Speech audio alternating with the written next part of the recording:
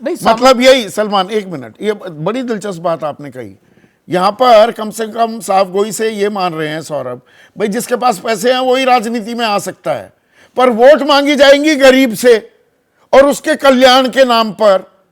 मतलब ये कमाल का खेल हो रहा है, ये कमाल की चुनावी व्यवस्था हमने बना रखी है।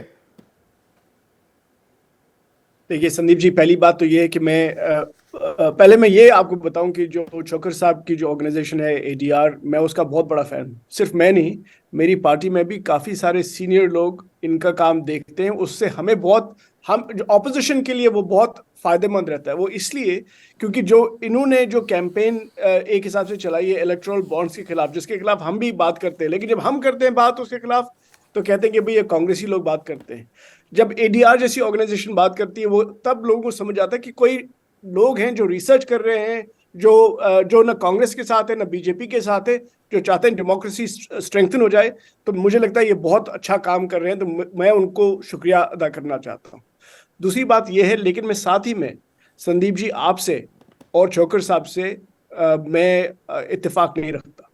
आप लोग ये कहते हैं कि भाई तमाम पार्टी सेम है, मुझे नहीं लगता।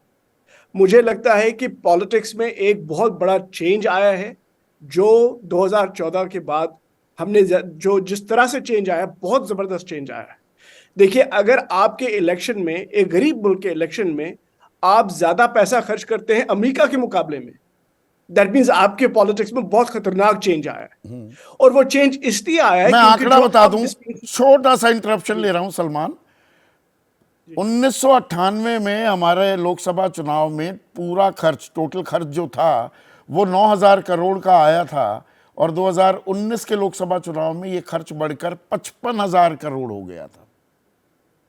तो वो तो मैं इसीलिए मैं पैसे का, क्योंकि पैसे की बात हो रही है। देखिए, आपने जो कहा कि करोड़पति पे करोड़पति पॉलिटिक्स में है, और हमारे बीजेपी के साथी ने कहा आजकल तो एक हिसाब से इन्होंने कहा करोड़ कुछ है नहीं एक हिसाब से।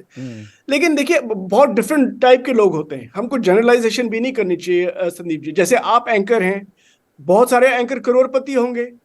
जब मैंने काम किया, मैं वर्ल्ड बैंक में मैंने तकरीबन 30 साल काम किया, और अब अगर आप मेरा प्रोफाइल देखेंगे इलेक्शन कमीशन का, वो भी कहेंगे ये तो करोड़पति है।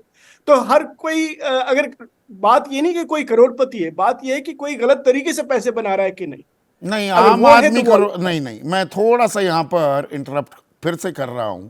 अगर मध्य प्रदेश में 87% बीजेपी के उम्मीदवार करोड़पति हैं और 85% कांग्रेस के, और 86% आपके उम्मीदवार छत्तीसगढ़ में करोड़पति हैं, तो आम आदमी कहेगा कि भैया ऐसा क्या अलादीन का चिराग है राजनीति में, राजनेता की बल्ले बल्ले, हम वहीं थल्ले थल्ले। बिल्कुल, आप बिल्कुल सही कह रहे हैं, और इसमें ये बिल्कुल दिखने में भी गलत है और होने में भी गलत है। लेकिन इसमें एक चीज हमें ये सोचना चाहिए, आप जिस मायूसी से इसको देखते हैं, मैं इसको थोड़ा पूरी मायूसी से नहीं देखता। क्योंकि इस वक्त एक कंपटीशन बन गया है पॉलिटिकल पार्टीज में कि किसी तरह से, क्योंकि लोगों की हालत बहुत खराब है, इकोनॉमी की हालत बहुत खराब है, और ये कोई नई बात नहीं है। और खास तौर से डिमोनेटाइजेशन के बाद इकोनॉमी की हालत बहुत खराब है। इसलिए अगर पॉलिटिकल पार्टीज के कंपटीशन की वजह से लोगों के पास वापस कुछ जाए, तो मैं कहता हूं बहुत अच्छी बात।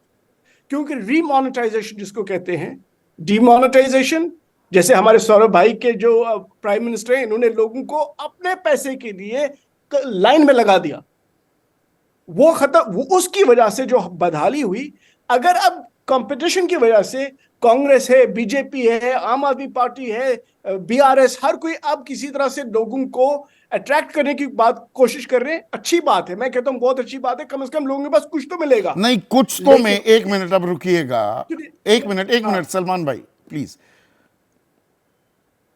जैसे ही घड़ी का काटा दोपहर 2:30 पे आए, बबीता जी का दिल सास बहू साजिश के लिए मचल जाए। और ये है इनकी बहू, पूरे दिन ऑफिस की टेंशन हो जाए गॉन जब ये करें अपना फेवरेट शो फ्री टाइम पे ऑन। इनकी तरह आप भी देखिए अपना फेवरेट शो अपने टाइम पर, और डाउनलोड कीजिए एबीपी लाइव ऐप अपने स्मार्ट टीवी पर।